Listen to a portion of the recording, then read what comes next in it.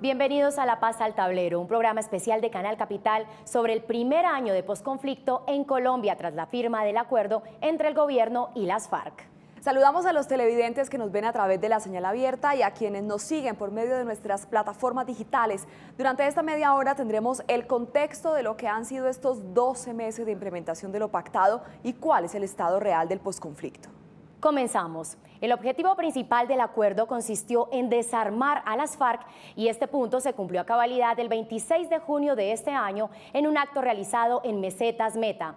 Desde ahí inició oficialmente el proceso de reintegración de los excombatientes. ¿Cómo fue la dejación de armas y cómo avanza el regreso a la vida civil de los guerrilleros? En el siguiente informe de Ana Mendoza y Diana Alvarado les contamos. El 22 de septiembre de este año se llevó a cabo el cierre definitivo del proceso de dejación de armas de las FARC. 6.800 guerrilleros entregaron un total de 7.132 armas en diferentes zonas del país. Adiós a las armas, adiós a la guerra, bienvenida a la paz. Además de esto, se extrajo gran cantidad de material bélico de 750 caletas, lo que suma un total de 8.994 armas. Con emoción, constatamos el fin de esta guerra absurda, que no solo duró más de 5 décadas, sino algo peor. Duró más de 8 millones de víctimas. De acuerdo con la Fundación Paz y Reconciliación, este es el primer proceso de desarme a nivel mundial donde el número de armas entregadas supera la cifra de desmovilizados. Con este primer paso, cumplido a cabalidad, los guerrilleros de las FARC iniciarían su reinserción a la vida civil. Desde el pasado 16 de agosto, cuando las 26 zonas veredales pasaron a convertirse en espacios de capacitación y reincorporación, inició oficialmente el tránsito de los excombatientes a la vida civil. Un periodo de transición de 24 meses, en el cual cada persona en las FARC, durante esos 24 meses, recibe una cifra de dinero equivalente al 90% del salario mínimo, tiene cobertura en el servicio de salud. Adicional a esta renta básica, los exguerrilleros recibieron un ingreso de 2 millones de pesos denominado Asignación Única de Normalización y un apoyo económico para emprender un proyecto productivo individual o colectivo. Hoy tenemos más de 11.500 personas bancarizadas, que tenemos a más de 10.733 excombatientes que recibieron la Asignación Única de Normalización. Sin embargo, cerca del 10% de los miembros de las FARC se ha unido a la disidencia y algunos consideran que no existen garantías para realizar el proceso de reincorporación. Esto se puede explicar por 4 razones fundamentales. Una de ellas es que el Estado no ha protegido la vida de los exintegrantes de las FARC y de sus familiares, teniendo en cuenta que hasta el momento 18 personas en proceso de reincorporación y 11 familiares han sido asesinados.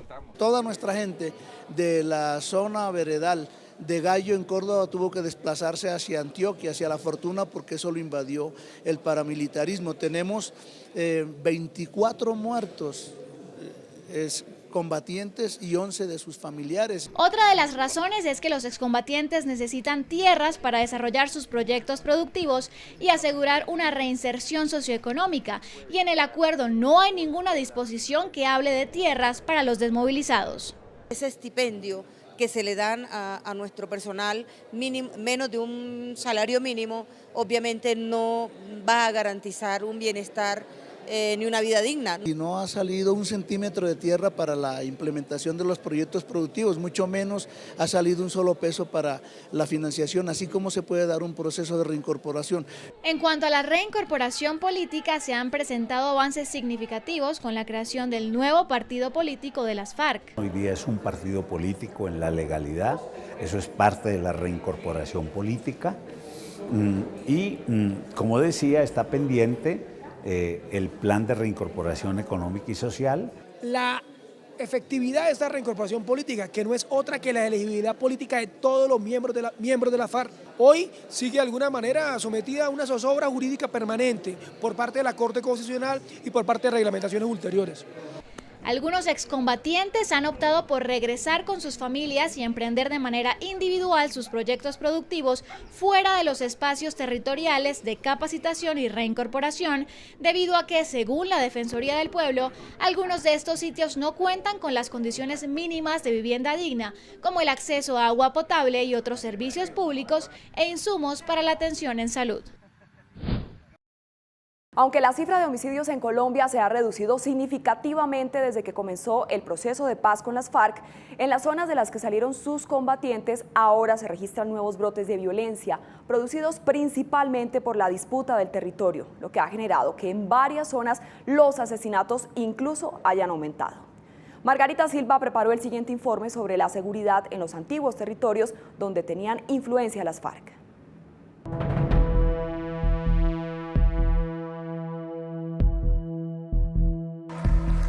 Uno de los aspectos más discutidos en La Habana fue el de la seguridad ciudadana. Garantizar la tranquilidad de aquellos que se encontraban en las zonas que las FARC abandonarían era una de las mayores preocupaciones. Sin embargo, los resultados en algunas zonas no han sido los esperados. Mientras que no exista presencia numerosa en términos proporcionales al número de personas que se encuentran en estas zonas de parte de la Policía Nacional, esta dinámica tiende a aumentar. Se habla que hay un plan llamado Victoria, se habla de que el gobierno efectivamente tiene una serie de programas que se van a crear, los programas de desarrollo con enfoque territorial PEDET, que hay programas de sustitución de cultivos, pero nada de eso se ve todavía en las regiones. Tras la firma del acuerdo, 281 municipios fueron priorizados como zonas de posconflicto por presencia de actividades ilegales como el narcotráfico y la minería, entre otros. De ellos, 242 se encontraban bajo el control de las FARC y tras su desplazamiento a las zonas veredales quedó un vacío de control.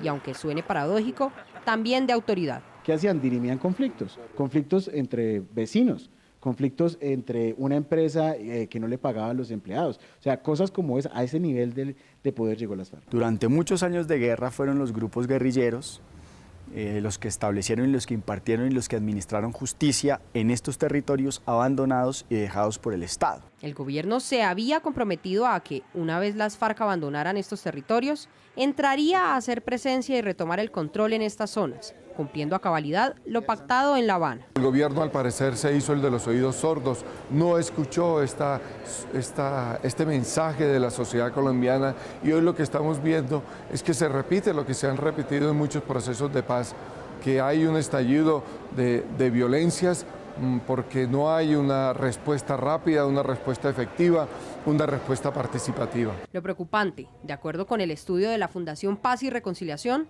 es que aunque los homicidios en Colombia han disminuido de forma contundente desde que comenzaron los acuerdos, en 123 de los 281 municipios priorizados han aumentado los asesinatos, mientras que en 53 se han mantenido constantes y solo en 105 disminuyeron. El aumento del homicidio en muchas regiones del país está indisolublemente ligada al tema del auge del narcotráfico. Es que hay que tener en cuenta que los cultivos de coca en los últimos años se han triplicado y que se ha cuadruplicado la producción de cocaína. La disputa del territorio ha logrado que repunten los homicidios, especialmente en 3 zonas. El Cinturón del Pacífico, que va desde Tumaco hasta Río Sucio en el Chocó. El cinturón que va desde la frontera con Panamá hasta el Catatumbo y los Llanos Orientales. Tenemos que llegarles a esas zonas con institucionalidad, el SENA, INVIAS, ICF, porque la gente lo que quiere es tener una casa digna, tiene que tener una buena vía, tiene que tener una buena escuela, un buen centro de salud, que en este momento no lo tiene. Es importante que exista una política de Estado clara y contundente para combatir estos grupos, ¿sí? Creo que eso es importante. Nos han contado, pues digamos que en diferentes territorios en el Cauca vienen haciendo rondas, digamos, de grupos vestidos de negros y con armamentos. Quienes más han sufrido la consecuencia de estos brotes de violencia son los líderes de derechos humanos. 204 han sido asesinados desde enero de 2016 hasta hoy, según la Defensoría del Pueblo. Las agresiones, desde hace un año que se firmó el acuerdo, van desde homicidios, amenazas, atentados, casos de desaparición forzada, agresiones sexuales y secuestros. Las medidas de protección que tiene pensada el gobierno o que ha construido el gobierno están pensadas para las ciudades, no para el campo. Los expertos coinciden en que es necesario que comiencen a implementarse las medidas de largo plazo que plantean los acuerdos para lograr un desarrollo económico en las zonas afectadas y que el Estado haga presencia garantizando los derechos básicos de la población, pero también en que es necesario robustecer la estrategia militar en estos territorios y replantear el papel de la policía en la seguridad rural. Las fuerzas militares van a tener que jugar un papel mucho más importante, porque eso que usted denominaba paramilitares o disidencias guerrilleras tienen una nota en común: son combatientes, saben de control territorial, tienen experiencia en combate. No vamos a permitir de ninguna manera, la fuerza pública estará atenta a que los combates entre organizaciones armadas ilegales por empecinados que estén en controles territoriales se vean frustrados por la acción de la fuerza pública. Uno lo que tiene que hacer es reconvertir la policía, que durante tanto tiempo tenía que estar sufriendo los rigores del conflicto, en la verdadera misión de la policía, que es la convivencia, la vigilancia de las calles. Aún con este panorama, el balance general de violencia en el país es positivo. Los secuestros bajaron de 261 en el 2013 a solo 61 en el 2016. Las víctimas de minas antipersonal pasaron de 300 en 2005 a solo una este año, y las víctimas de desplazamiento se redujeron a una octava parte. El acuerdo con la guerrilla más antigua del continente es un paso significativo para acabar con la violencia, y ahora solo resta que el gobierno garantice que estos nuevos brotes de violencia no se conviertan en una bomba de tiempo que a largo plazo impida que haya una paz estable y duradera. Otro de los fenómenos crecientes en el posconflicto son los cultivos ilícitos en el país. Es una realidad que las hectáreas de coca han aumentado en Colombia, a pesar de que uno de los puntos claves en los diálogos fue el de la solución al problema de las drogas ilícitas. ¿A qué se debe este fenómeno y qué están haciendo las autoridades por erradicar los cultivos? Diana Alvarado nos cuenta más a continuación.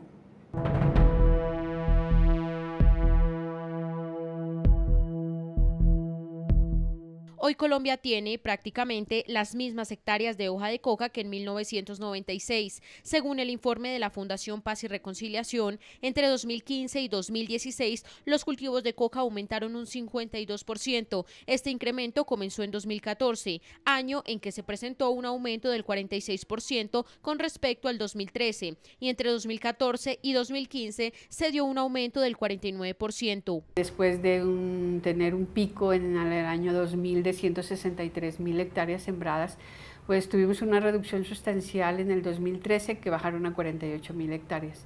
Y los últimos años hemos tenido una tendencia al incremento. El tema de los cultivos ilícitos es trascendental porque nos están volviendo a narcotizar la agenda y realmente Colombia no se lo merece. El Ministerio de Justicia tiene un área encargada de hacerle seguimiento a los cultivos ilícitos. Para esa entidad, el aumento de las plantaciones no están relacionadas con el fin del conflicto con las FARC. Los precios se incrementaron de la hoja de coca alrededor de un 40%, por ejemplo, fue muy alto.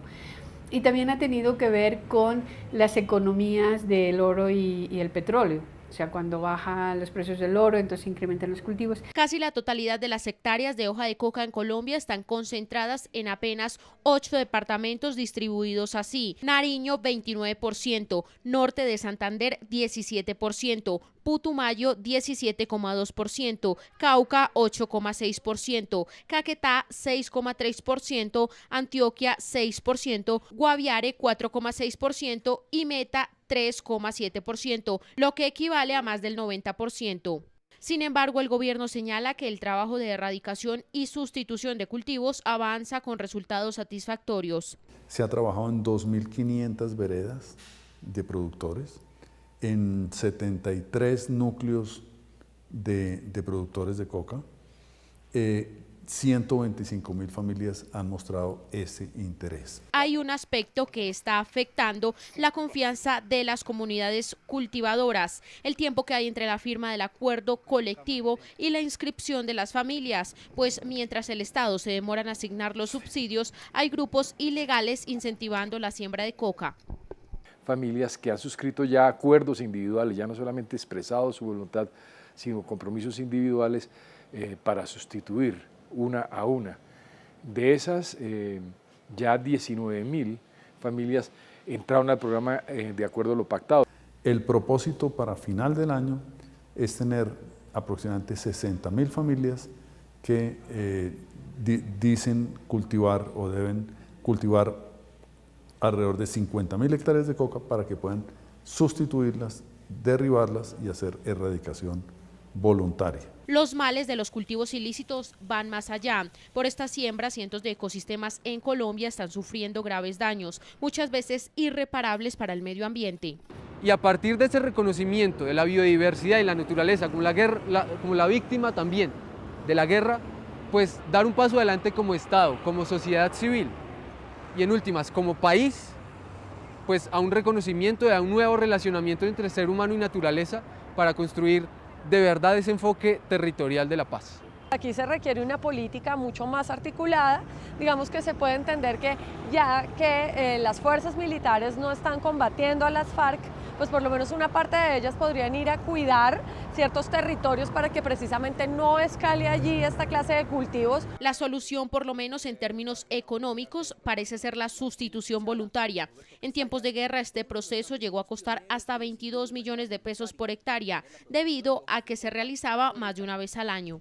La tarea no es fácil y el presidente Juan Manuel Santos lo reconoce. Son varios los grupos ilegales interesados en llenar de hoja de coca los territorios antes controlados por las FARC. No vamos a permitir que ninguna organización criminal frustre una política que debe ser una política exitosa, que necesitamos que sea exitosa, de recuperar la legalidad en todo el territorio nacional y de sustituir los cultivos de coca por cultivos lícitos. El más reciente reporte entregado por el Ministerio de Defensa indica que a corte del 5 de diciembre de 2017 se cumplió la meta de este año y cerca de 50.000 hectáreas de cultivos ilícitos desaparecieron. El próximo 16 de diciembre, la Uribe Meta entra a ser el primer municipio sin cultivos ilícitos. Antes de que termine el año o a principios del año entrante, el departamento de Arauca habrá retirado todos los cultivos. En este momento, en el departamento del Guaviare, cerca de 6.000 familias están retirando algo más del 90% de los cultivos de coca que hay en el territorio. Para el próximo año, el ministerio informó que el objetivo serán 63.000 hectáreas erradicadas, 23.000 por sustitución voluntaria y 40.000 de erradicación forzosa. El conflicto con las FARC dejó millones de víctimas durante más de 50 años y uno de los logros más destacados en la negociación fue el tema de las víctimas. Esos colombianos que necesitan ser reconocidos, reparados y que sobre todo merecen la verdad. ¿Le están cumpliendo a las personas que más sufrieron los rigores de la guerra? Veamos el informe de Ana Milena Mendoza.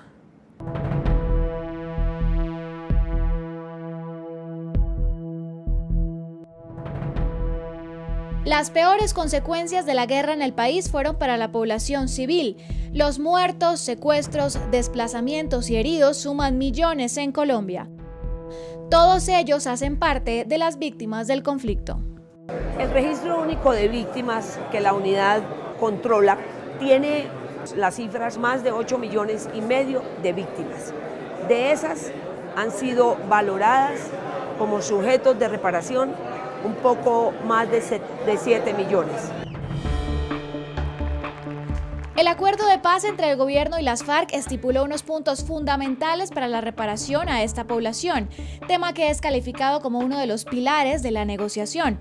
Sin embargo, parece que el panorama para las víctimas actualmente no es el mejor. Necesitamos un hospital de tercer nivel que realmente no lo tenemos en nuestro municipio, necesitamos educación de buena calidad y principalmente en nuestro municipio necesitamos muchas cosas. Pero ¿qué pasa? No encontramos como ese apoyo para poder solucionar los inconvenientes que tiene nuestro municipio. A pesar de que nos matoneen, tenemos la frente en alto y vamos a seguir denunciando, porque lo que sí nos caracteriza a muchas de las víctimas es que estamos detrás de la verdad y la verdad no se negocia. El primero de los compromisos pactados en La Habana para las víctimas fue la creación del Sistema Integral de Verdad, Justicia, Reparación y No Repetición, en el que se acordó la instalación de la Unidad Especial para la Búsqueda de Personas Desaparecidas en el contexto del conflicto. También se planteó el fortalecimiento de la Ruta de Atención a las Víctimas, que ya existía en la Ley 1448 de 2011. Sin embargo, expertos y organizaciones aseguran que los pocos avances en la modificación de la ley de víctimas han dificultado la ejecución de las medidas de reparación. Las víctimas estuvieron al centro de la negociación, no como queríamos, pero sí se tomaron en cuenta las víctimas, pero lamentablemente hoy están en la periferia de la implementación.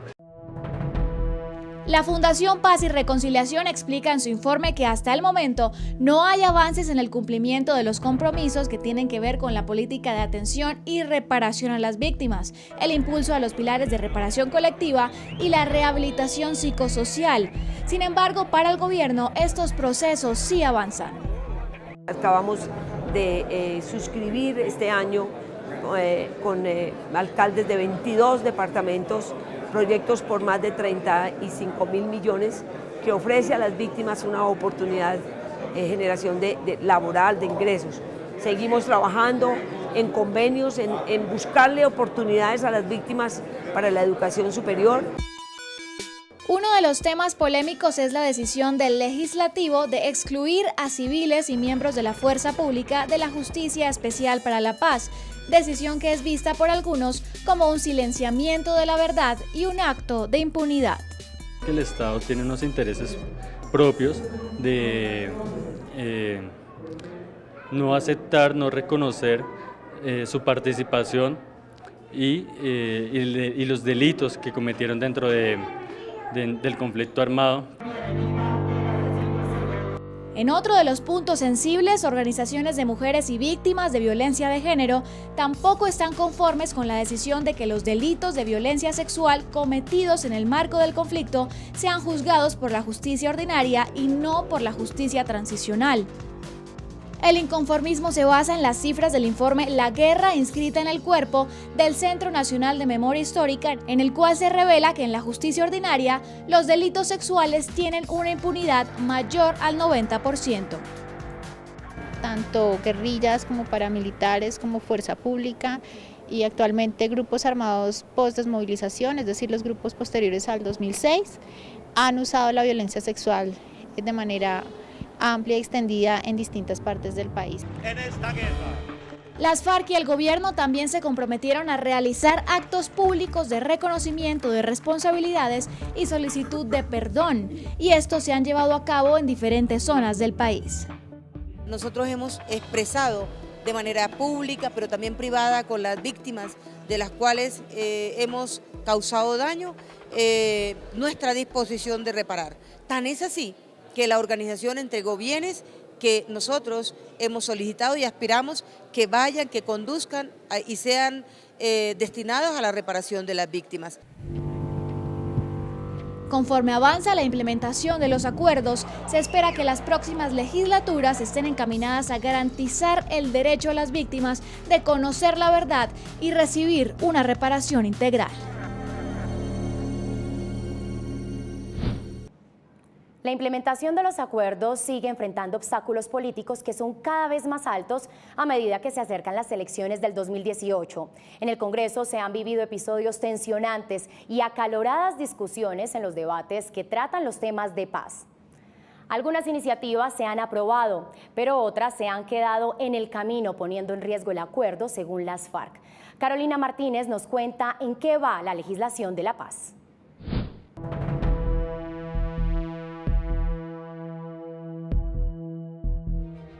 Tras 4 años de diálogos en La Habana y pese al triunfo del no en el plebiscito para la refrendación de lo firmado en Cartagena entre el gobierno y las FARC, el acalorado acuerdo llegó al Congreso. Fast Track. El 1 de diciembre del 2016 se le dio luz verde a este mecanismo para la aprobación rápida de las leyes que permitieran la implementación y el desarrollo del posconflicto.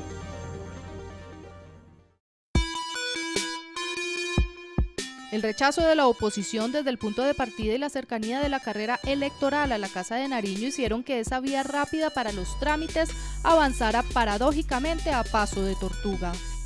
Votamos negativamente el Fast Track y los diferentes proyectos que llevaron al Congreso para tener la autoridad moral en el 2018 y poder corregir esos grandes errores que tiene esos acuerdos.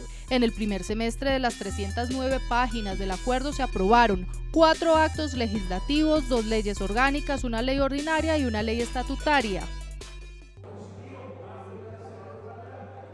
A contrarreloj, en la última semana del Fast Track pasaron: Estatuto de oposición, Ley de amnistía e indulto, monopolio de las armas, reincorporación política de las FARC, blindaje del acuerdo de paz, regalías para la construcción de paz, voceros de las FARC en el Congreso, innovación agropecuaria y la polémica jurisdicción especial para la paz.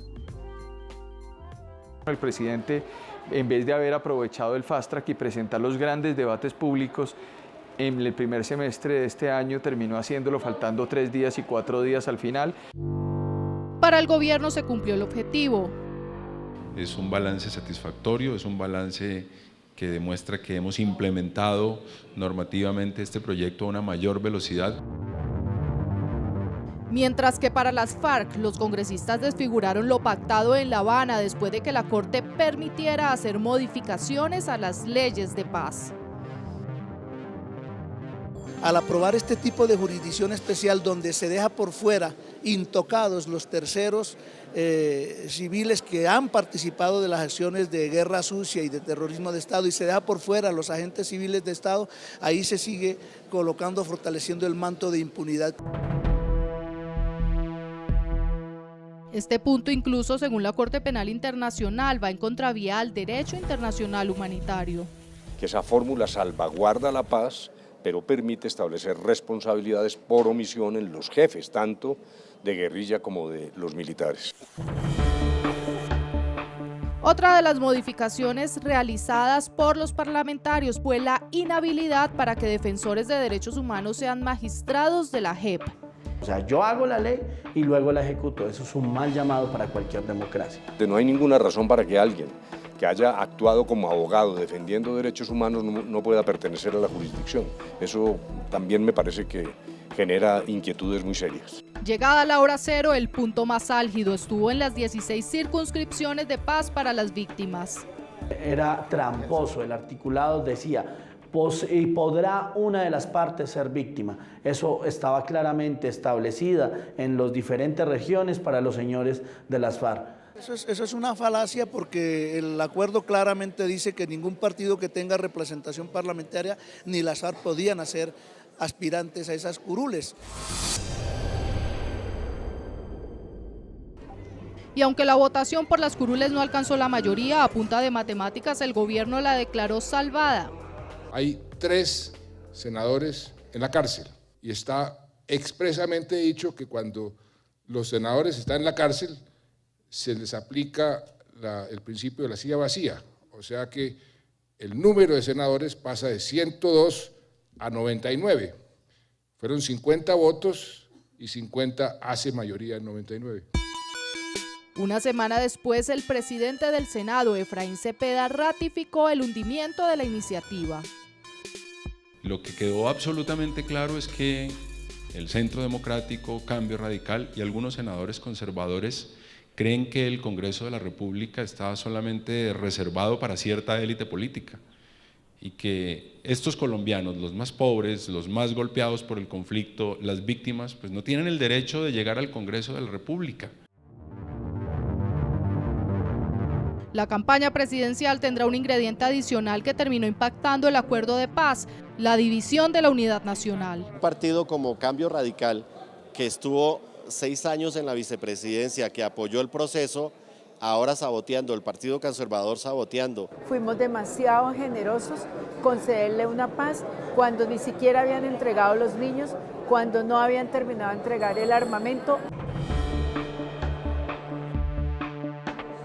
Entre sumas y restas, ahora cada proyecto debe pasar a revisión de la Corte Constitucional y esto puede durar por lo menos 6 meses más. Los cálculos de cada partido están en cómo agilizar la vía, pero en el camino a la presidencia, el resultado, el ambiente para la implementación de los acuerdos de paz sigue caliente. Estos informes realizados por los periodistas de nuestro sistema informativo contaron con información extraída del documento Terminó la guerra, el posconflicto está en riesgo. Esto es de la Fundación Paz y Reconciliación. Esta fundación realizó durante meses un importante trabajo de campo en los territorios, recopilando y analizando la información. Llegamos así al final de La Paz al Tablero de Canal Capital. Hasta una próxima oportunidad.